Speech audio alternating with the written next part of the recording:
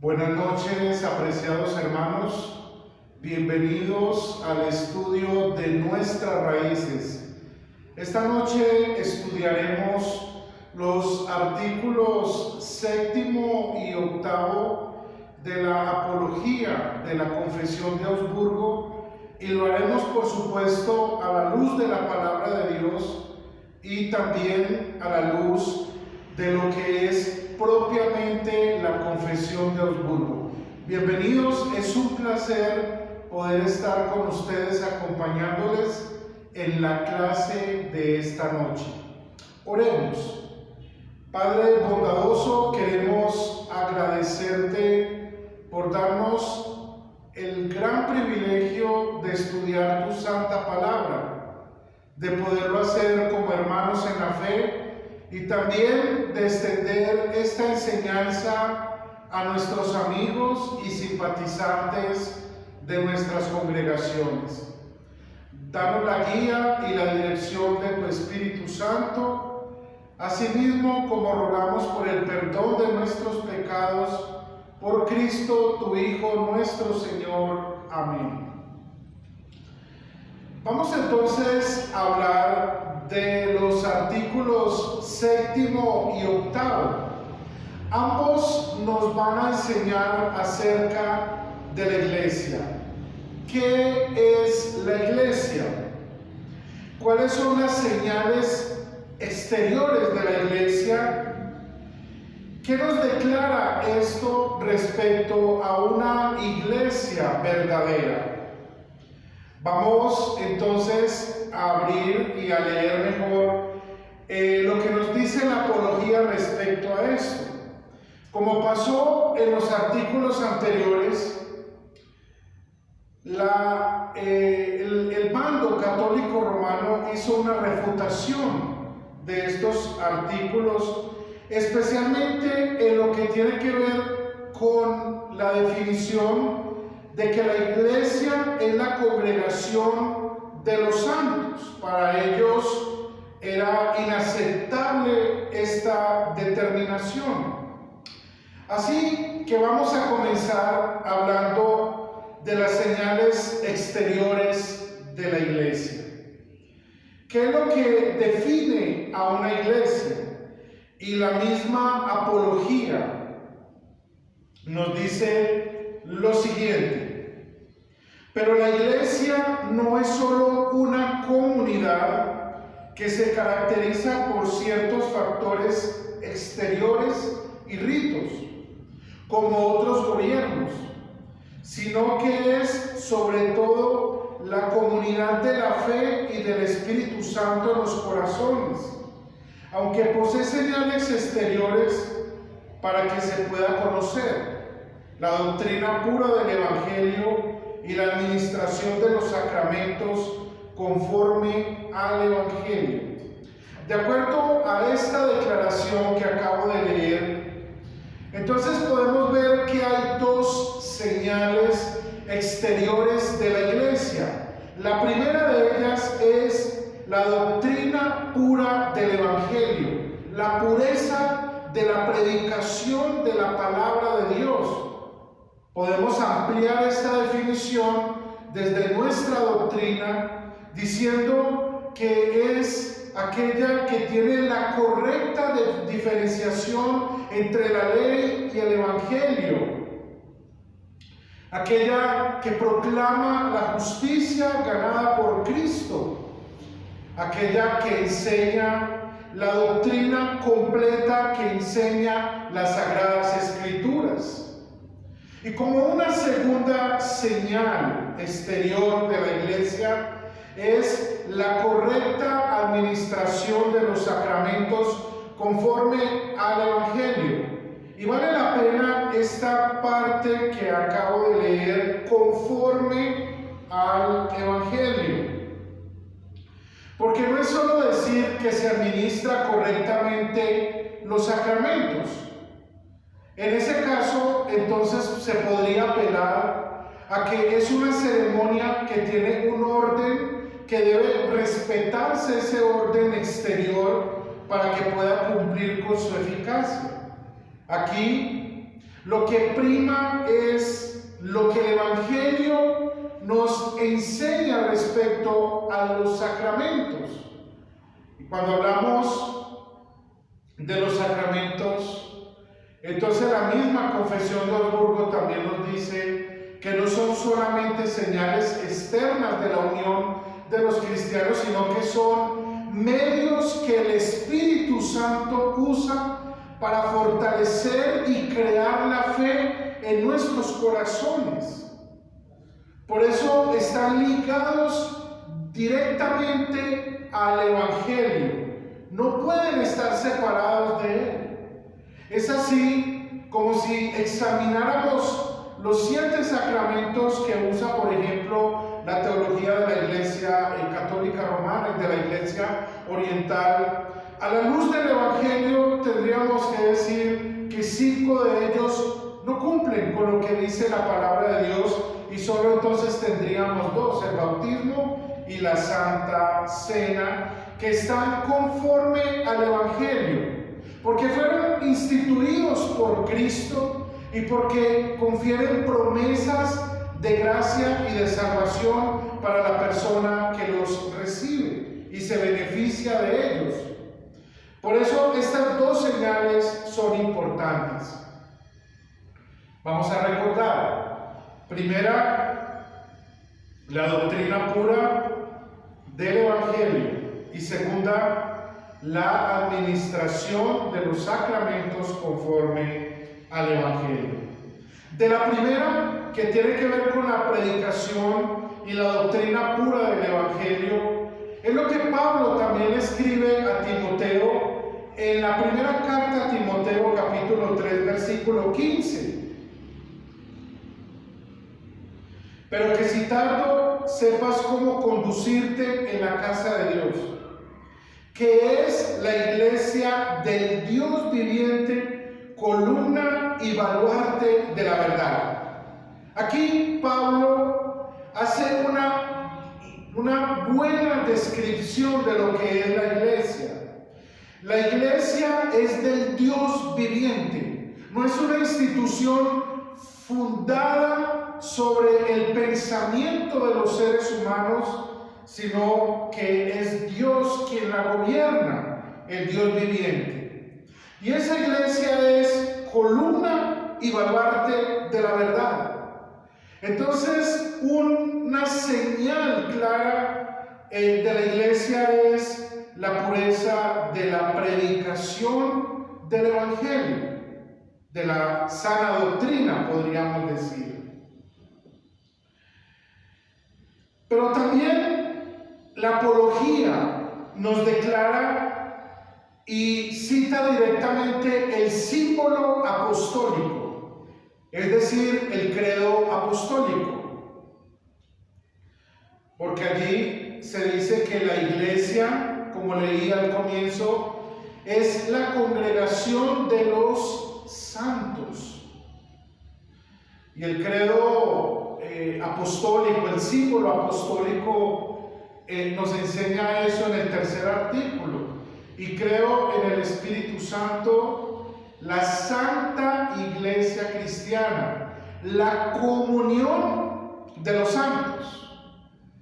Entonces creemos en la Santa Iglesia Cristiana y en la comunión de los santos.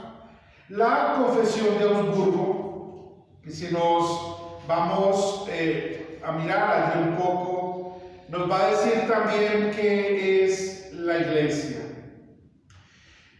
Artículo 7 de la Confesión de Augsburgo. Se enseña también que habrá de existir y permanecer para siempre una santa iglesia cristiana. Miren cómo este artículo está ajustado al símbolo de los apóstoles, es decir, al credo apostólico, una santa iglesia cristiana. Pero, ¿qué es la santa iglesia cristiana? Entonces, el mismo artículo nos dice que es la asamblea de todos los creyentes, entre los cuales se predica genuinamente el Evangelio. Primera marca externa del Evangelio, de la iglesia, perdón. que predica genuinamente el Evangelio, y segundo, que administra los santos sacramentos de acuerdo con el Evangelio. Aquí está lo que ya habíamos mencionado con anterioridad. Entonces la iglesia es la asamblea de los creyentes, entre los cuales se predica genuinamente el Evangelio. También en el artículo 8 de la Confesión de Augsburgo, que es el que estamos también hoy estudiando, dice: si bien la iglesia cristiana verdaderamente no es otra cosa que la asamblea de los creyentes y santos. ¿Qué es entonces la iglesia? La asamblea de los creyentes y de los santos. La apología por eso dice que la iglesia es la congregación de los santos. Eso es lo que nos declara también el credo apostólico. ¿Pero qué de la Biblia? Por supuesto, el credo apostólico está fundamentado en la enseñanza de la Biblia. Solo por poner una cita para no pasar de largo el contexto bíblico, podemos leer en 1 Corintios capítulo 1 y el versículo 2. 1 Corintios capítulo 1, versículo 2. Saludamos a la iglesia de Dios que está en Corinto, a los que han sido santificados en Cristo Jesús y llamados a ser santos, junto con los de todas partes invocan el nombre de nuestro Señor Jesucristo. Entonces, aquí Pablo, en su introducción, en su saludo a los hermanos de Corinto, les dice que ellos son parte de la iglesia de Dios, que fueron santificados por Cristo, es decir, apartados, eso significa la palabra santificados, y llamados a ser santos junto con los que invocan el nombre de Dios en diferentes lugares. Esa es, podríamos decir, entonces, que una de las maneras como podemos ver la iglesia, como la asamblea o la congregación de los santos que tienen comunión con el Evangelio y con la correcta doctrina de la palabra de Dios. La apología nos dice lo siguiente de lo que hemos estado hablando de la comunión de los santos. La comunión de los santos parece haber sido añadido para explicar qué significa la iglesia, a saber, la congregación de los santos que tienen entre sí la comunidad de un mismo evangelio o doctrina y de un mismo Espíritu Santo, y que renueva sus corazones, los santifica y los gobierna. Hago un paréntesis aquí para recordar, ¿cierto?, que nosotros hablamos de la iglesia invisible, que es aquella que solo Dios conoce, pero en cuanto a la iglesia visible es que estamos enfocándonos en este sentido para hablar de las señales exteriores y particularmente porque ella es la comunión de los santos. Y ya acabamos de leer en la apología donde nos dice que ellos tienen comunidad entre sí mismos en el Evangelio y en la doctrina, en un mismo Espíritu que renueva, los santifica y los gobierna. ¡Qué definición tan preciosa de lo que es la comunión de los santos! La comunión de los santos entonces se hace posible por la doctrina correcta. Es decir, porque creemos en lo mismo. Segundo, porque es el Espíritu Santo el que obra, fortalece la unidad de los creyentes, renovando sus corazones, santificándolos y gobernándolos por medio de la palabra. Qué interesante, qué hermosa es esta enseñanza. La verdadera iglesia es la que tiene el Espíritu Santo, es decir, la palabra y los sacramentos, que fue lo que mencionamos al comienzo de la clase. Quiero repetir porque es muy importante: la iglesia verdadera es la que tiene el Espíritu Santo, es decir, la palabra, la doctrina correcta y los sacramentos de acuerdo con el Evangelio. Nicolás de Lira, que fue un teólogo franciscano y muy citado por Lutero en sus obras, él decía lo siguiente respecto a la iglesia. La iglesia consiste en aquellas personas que conocen y confiesan correctamente la fe y la verdad. Vale la pena escucharlo de nuevo, ¿verdad? La iglesia consiste en aquellas personas que conocen, número uno. Segundo, que confiesan, conocer y confesar correctamente la fe y la verdad. Entonces, lo que trae unidad a la iglesia es la doctrina. Cuando estamos en consonancia y en total correspondencia de decir, en esto creemos, estamos de acuerdo, allí es donde se da la comunión de los santos y el compañerismo entre los cristianos y la verdadera comunión como hijos de Dios. Entonces no nos olvidemos las palabras de Nicolás de Lira: la iglesia consiste en aquellas personas que conocen, porque hemos sido instruidos en la palabra de Dios, y confesamos también la fe y la verdad. Ahora, también hemos hablado de que de esas señales externas están los sacramentos, y también la apología hace un poco de énfasis respecto a los sacramentos, por una razón particular, por la dignidad de quienes los administran, y al respecto dice lo siguiente: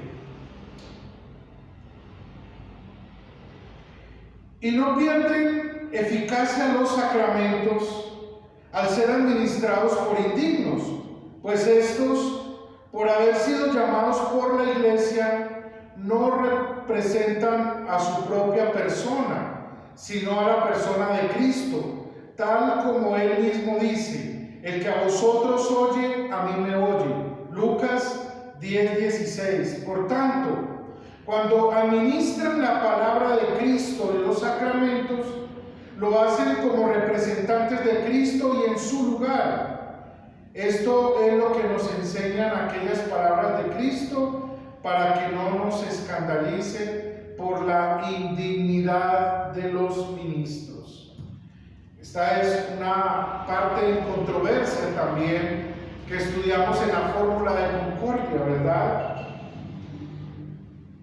Y la Confesión de Augsburgo, hablando de la dignidad de los ministros, dice lo siguiente: si bien la iglesia cristiana verdaderamente no es otra cosa que la asamblea de todos los creyentes y todos los santos, sin embargo, ya que en esta vida muchos cristianos falsos, hipócritas y aún pecadores manifiestos permanecen entre los piadosos, los sacramentos son igualmente eficaces, aun cuando los sacerdotes que los administran sean impíos.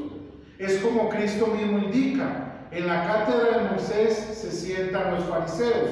Mateo 23:2. Por consiguiente se condenan a los donatistas y a los que enseñan de manera diferente. ¿Quiénes eran los donatistas? Los donatistas fueron una secta que surgió a principios del siglo IV y que negaban la validez del ministerio de los obispos que habían apostatado con anterioridad a la fe. Entonces el donatismo consistía en eso, en decir, si una persona en algún momento pierde prácticamente básicamente la dignidad de administrar un sacramento, y por tanto esos sacramentos no son válidos, ¿no? Pero la apología nos deja claro de que los sacramentos no pierden su valor al ser administrados por ministros indignos, como hace unos momentos leímos. Pero, y esto es muy importante,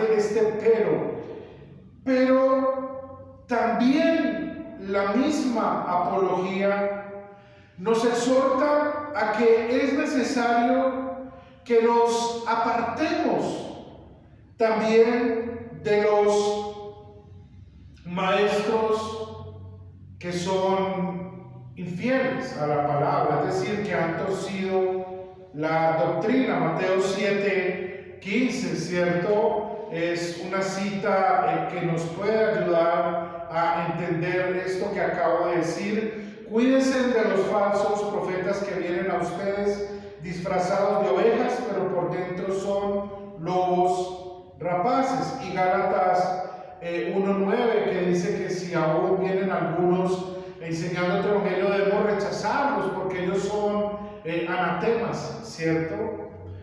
Con esto entonces podemos cerrar con la clase del día de hoy. ¿Qué hemos aprendido?